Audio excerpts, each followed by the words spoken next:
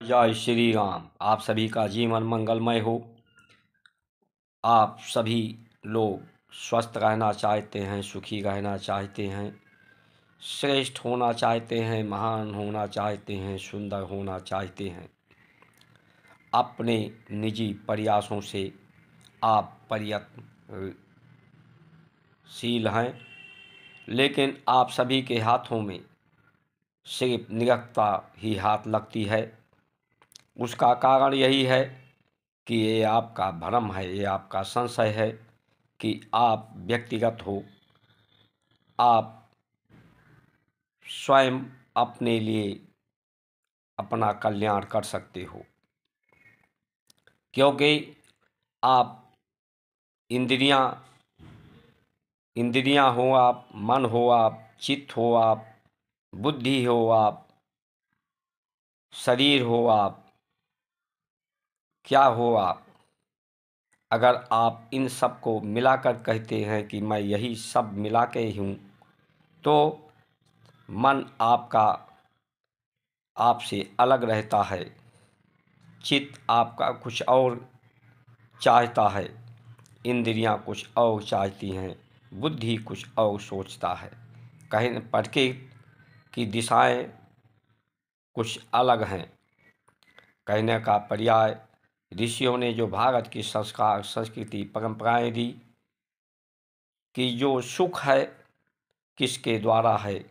सुख इस शरीर, इंद्रियां, मन, चित्त, बुद्धि, प्राण स्वरूप परमात्मा प्रकृति के द्वारा ही है और इसी के लिए ही है सब कुछ। तो इनको संयोजने का काम है, इनको संगठित करने का काम है। सरोकार से, सहयोग से, इन्हें जोड़ने से ही सब एक दूसरे से जुड़ जाएं। जोड़ करके ही कोई कार्य होता है, क्योंकि व्यक्तिगत कोई कुछ नहीं कर सकता। सब निरीह हैं, बेबस, लाचार हैं, इसीलिए सब में लालच है। जरा चिंतन मंथन करिए, आपके शरीर से प्राण निकल जाए तो आपका चित्त, मन, बुद्धि, इंद्रियां कुछ कर सकती हैं? कुछ नहीं कर सकती। प्राण के बगैर इंद्रियां कुछ नहीं कर सकती। प्राण इंद्रियों, शरीर, चित्त, बुद्धि के बगैर कुछ नहीं कर सकता। कोई तत्व अपने में स्वतंत्र नहीं है। जैसे जल अपने आप में स्वतंत्र नहीं है, हाइड्रोजन, ऑक्सीजन दो तत्वों को मिलकर जल बनता है। जिस तरह से जल की एक बूंद किसी की प्यास नहीं बुझा सकती, उस जल में कोई सामर्थ्य नहीं होता, कोई जीवन की प्रयोजन सिद्ध नहीं कर सकती। वही बूंद बूंद जब संगठित हो जाती है तो शीत किसी को पवित्र कर सकती है, किसी को शीतल कर सकती है। एक उसमें शक्ति होती है, उससे बिजली पैदा हो सकती है।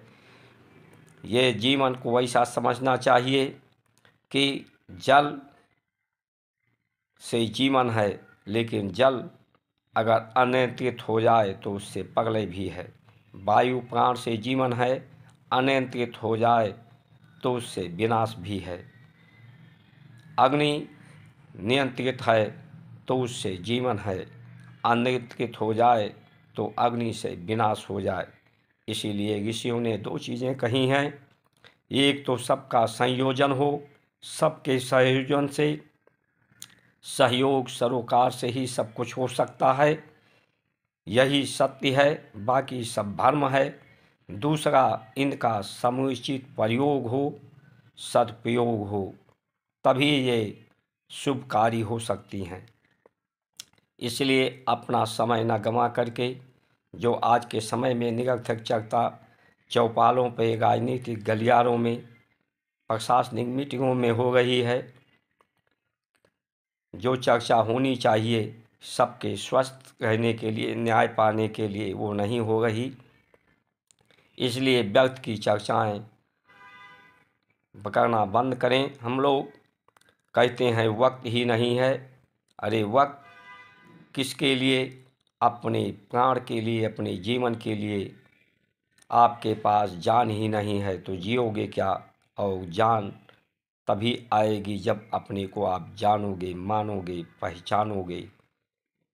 तो इसके लिए समय लगाएं और सभी का कल्याण सिर्फ भारत की संस्कार, संस्कृति, परंपराओं को ऋषियों ने सबके कल्याण के लिए ही ये संस्कार परंपराएं चलाई थी। परंपराएं के द्वारा ही सबका कल्याण होगा। भारत संस्कार मंच YouTube channel, Facebook, Instagram, Twitter का उद्देश्य ही संचार क्रांति, आप सभी के सहयोग से जन क्रांति में परिवर्तन करके धर्म नीतियों के अनुसार नीतियाँ, व्यवस्थाएं, सामाजिक परंपराएं हों जिससे सबका कल्याण हो।